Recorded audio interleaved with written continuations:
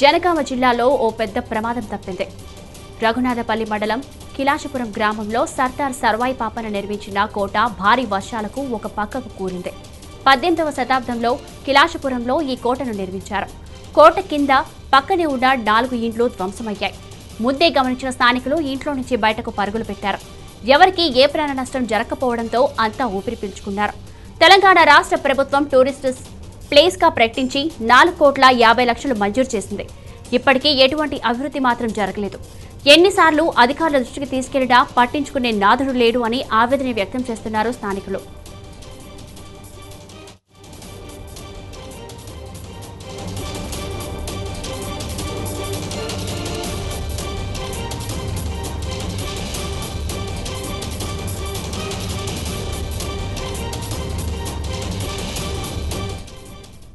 దీనిపై మరింత సమాచారాన్ని మా రిపోర్టర్ అమరీందర్ ఫోన్ లైన్ లో అందిస్తారు. చెప్పండి అమరీందర్. స్వాతి, అయితే జనగాం జిల్లాలో గత 3-4 రోజుల నుంచి కూడా వర్షాలు ఏకదాటిగా విస్తారంగా అయితే కురుస్తున్నాయి. అయితే బంగాళాఖాతంలో ఏర్పడిన అల్పపీడన ద్రోణి కారణంగా పూర్తిగా తెలంగాణ అంతటా కూడా వర్షాలు విస్తారంగా కురుస్తున్న విషయం మనకు తెలిసిందే. అయితే జనగామ జిల్లాను రెడ్ అలర్ట్ గా ప్రకటించారు. దీంతో అంటే వర్షాలు కురుస్తున్న నేపథ్యంలో ప్రజలు అప్రమత్తంగా ఉండాలని చెప్పారు అధికారులు.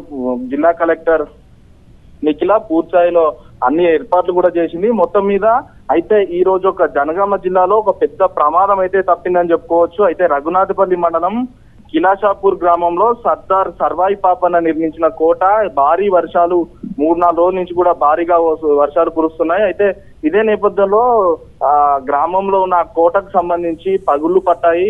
3-4 రోజుల నుంచి కూడా కొన్ని శబ్దాలు వస్తుండడంతో ప్రజలు గమనించారు. అయితే ఇదే నేపథ్యంలో కోట కింద ఉన్న 5-6 ఇండ్లకు సంబంధించి పూర్తిగా వాళ్ళు ఈ అంటే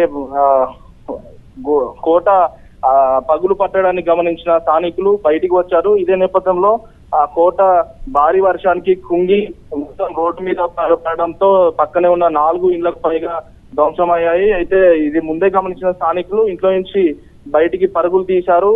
ఈ దృశ్యాన్ని సెల్ ఫోన్లలో బంధించిన పరిస్థితి నెలకొంది. అయితే ఎవరికి దీనికి సంబంధించి ఈ ప్రమాదానికి సంబంధించి ఎవరికి ఏ ప్రాణ నష్టం కూడా జరగలేదు.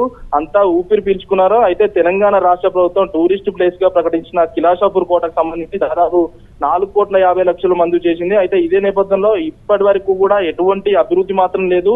పేరుకే నిధులు కేటాయించారు తప్ప అభివృద్ధి మాత్రం లేదంటూ కూడా స్థానికులు ఆ ఊరి ప్రజలు కిలాషాపూర్ గ్రామ ప్రజలు అయితే ఆవేదన వ్యక్తం చేస్తున్నారు. అయితే ఎన్నిసార్లు అధికారులు దృష్టికి తీసుకెళ్లినా కూడా పట్టించుకునే నాదు లేదని కూడా ఆవేదన వ్యక్తం చేస్తున్నారు. అయితే ఇవన్నీ మనం ఇప్పుడు వర్షం కారణంగా పూర్తి స్థాయిలో అంతటా కూడా ఇలానే పరిస్థితి ఉండనుంది. స్వాతి. Thank you Amarinder.